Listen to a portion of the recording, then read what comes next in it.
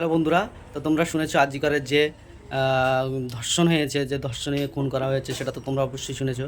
তো আমি আজকে একটা জিনিস শোনাবো তোমাদের, অডিও রেকর্ড যেটা ফাঁস হয়েছে, এটা বেরিয়েছে, সেটা ভাইরালও হয়েছে।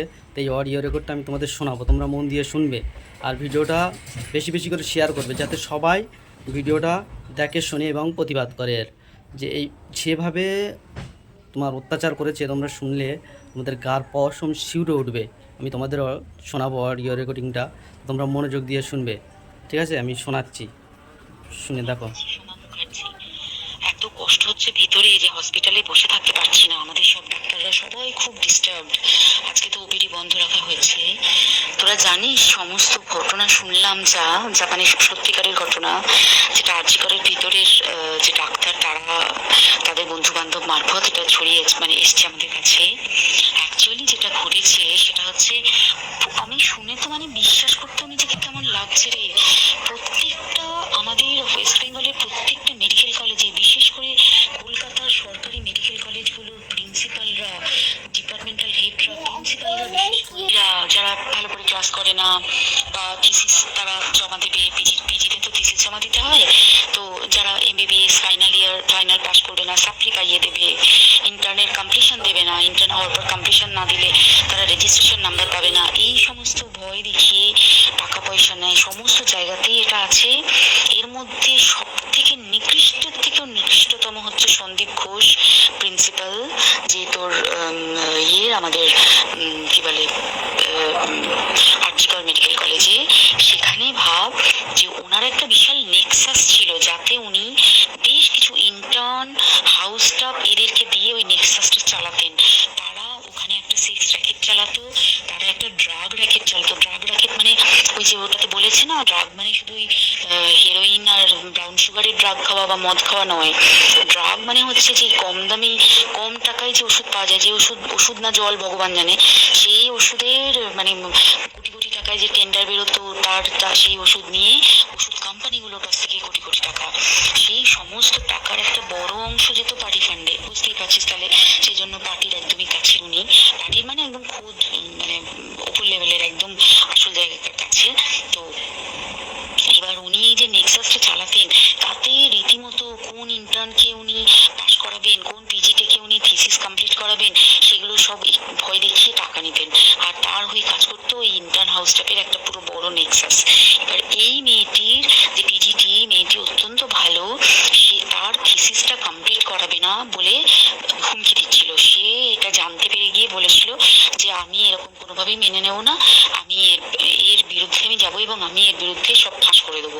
তখন তাকে রীতিমতো ধমক দেওয়া হচ্ছিল। এটা চলছিল লাস্ট 6 মান্থস ধরে, 6 মাস ধরে তাকে হুমকি দেওয়া, তার প্রতি মানে বেশি বেশি প্রথমের দিকে কি করছিল, অত্যাচার করছিল। মানে কিরকম, বেশি বেশি করে নাইট ডিউটি দিচ্ছে, অ্যাটেস্টে 36 আওয়ার্স ডিউটি, বেশি বেশি করে নাইট, বেশি বেশি করে খাটানো। এবং এগুলো সব জানে ডিপার্টমেন্টাল হেড, চেস্টের যে ডিপার্টমেন্টাল হেড সেও জানে, সিনিয়র পিজিটিরা সবাই জানে। প্রিন্সিপালের নির্দেশেই হচ্ছে এবং ওনার নেক্সাসের ছেলেমেয়েরাই কাজ করছে। তারা 6 মাস ধরে এটা করেছে।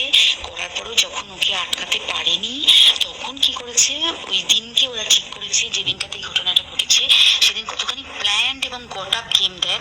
সেই দিন ওই ঘরে, ওই সেমিনার রুমে প্রত্যেক দিনই চারতলার আরো অনেকেই যারা সিনিয়র পিজিটি বা জুনিয়র পিজিটি, তারা কিন্তু বিশ্রাম নিতে যেত, অনেকেই ওই ঘরে যেত। সেই দিনকে ও একা, ওকে বলেছে তুমি ঘুমিয়ে পড়ো, ওকে একা রেখে এসেছে। বাকিরা কাউকে যেতে দেয়নি, বলেছে ওই ঘরে আজকে ঘটনা ঘটছে, মানে কাজ হচ্ছে, ওই ঘরে কেউ যাবে না। ওই ঘরে সেদিনকে ওর সাথে যখন খাওয়া দাওয়া করেছে বাকি 4 জন, সেই 4 জনের মধ্যে একটি মেয়ে পর্যন্ত ছিল। সেই কিরকম মেয়ে চিন্তা কর, এরা ডাক্তার না জানোয়ার জানি না, আমি জানোয়ার বললেও জানোয়ারদের অপমান করা হয়, মানে জানোয়ার সমাজে এরকম কাজ হয় না। তো ডাক্তার না কি আমি বলতে পারবো না। সেই ইন্টার্ন মেয়েটি আরেকটি ইন্টার্নের গার্লফ্রেন্ড। তো তার সাথে ওই পিজিটি মেয়েটি প্রচুর ঝগড়া হয়েছে। ঝগড়া হওয়ার পরে তারা তো হুমকি টুমকি দিয়ে চলে গেছে। তো তারা বলেছে তুমি ঘুমো। এবার ও তো জানে না, ভালো মনে শুতে এসেছে। তারপরে তারা গিয়ে মদটা খেয়েছে, 7-8 জন মিলে চড়াও হয়েছে। এবং তোরা জানিস যে প্রথমে তার হাত দুটোকে পাশে দুজন ধরে রেখেছে এবং সেই কাজে সেই মেয়েটিও সাহায্য করেছে, ইন্টার্ন মেয়েটি। দুজন ওকে পা দুটোকে টেনে জরাসন্ধের মতো ছিঁড়ে ফেলেছে, মানে ছেঁড়ার মতো করে টেনেছে, যাতে পেলভিক বোন ভেঙেছে, গলার বোন ভেঙেছে। মানে কি বিপর্যস্ত, মানে বিধ্বস্ত, কি নৃশংস অত্যাচার করেছে। ওকে উল্টো দিক করে শুয়েছে, পিঠের উপর দিয়ে বুট পরে হেঁটে গেছে, মাথাটাকে এমন থেঁতলেছে যে মানে স্কাল ফাল রাপচার হয়েছে। এই সমস্ত করার পরে শ্বাসরোধ করে তাকে মেরেছে। মেরে তারপরে আরো যেটা আরো ভয়ঙ্কর, যে একটা মৃত মানুষকে মিনিমাম ডিগনিটি দিতে জানে না, তারা নিচে এসে দেখেছে ওই সঞ্জয় তখন বসে মদ খাচ্ছিল অন্য আরো গ্রুপ ডি স্টাফদের সাথে। সঞ্জয় ছেলের সাথে তার কাটা সঞ্জয় বলতো ওরা, ওকে বলে ফল গাই। মানে ওর একটু ওইসব আলুর দোষ আছে, ও যত্র যখন তখন ওই প্রস্টিটিউট এলাকায় যায়। এবার দেখেছে যে একে দিয়ে যদি একটা রেপ করিয়ে দিতে পারি তাহলে ঘটনার মোড়টা অন্যদিকে ঘুরে যাবে। এইবার ওকে বলেছে, যা সেমিনার রুমে তোর জন্য রেখে এসেছি, যা তুই এবার গিয়ে কাজ করে দিয়ে আয়। ও এসে ওই ডেড বডিকে রেপ করেছে, যাতে তার ভ্যাজাইনাতে সিমেন্ট পাওয়া যায়। তো এবার এই হচ্ছে, প্লিজ আমি নাম করে ফেললাম সবকিছুই, কতজন আমি যে নামগুলো পাঠিয়েছি এইসব ডাক্তাররা, এরা সব জড়িত জানিস, কিন্তু কেউ কোনো প্রমাণ নেই। প্রমাণ লোপাটের জন্য সেদিনকে ওই ইন্টার্ন এবং ডাক্তাররা যে ওইখানের যে বাথরুমটাতে হাত পা ধুয়েছে, রক্ত ধুয়েছে, সেইটাকে সাত তাড়াতাড়ি প্রমাণ লোপাটের জন্য ওই দেওয়ালকে ভেঙে দিয়ে তার মানে ওই বাথরুমের জায়গাটাকেই ভাঙতে হচ্ছে ওদের। ওখানে নাকি ওরা রুম বানাবে, কালকে দেখেছিস তোরা খবরে। আর বেশি বলতে পারছি না, মানে তোরা তো সবাই প্রোটেস্ট করিস, আমরা তো আমাদের দিক থেকে করছি, কিন্তু কিছুই হবে না। এই পোড়া দেশে কিছুই হবার নেই, শুধু ভেতরে ভেতরে গুমড়ে গুমড়ে কষ্ট পাওয়া। আর আগামী প্রজন্মের যে ডাক্তাররা বেরোবে, তারা যে ইন্টার্ন বা পিজিটি বা যাদের কাছে আমরা যাবো ভবিষ্যৎ।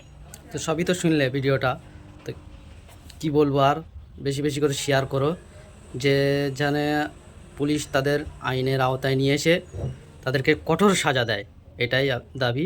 তো তোমরা সকলেই ভিডিওটা শেয়ার করো।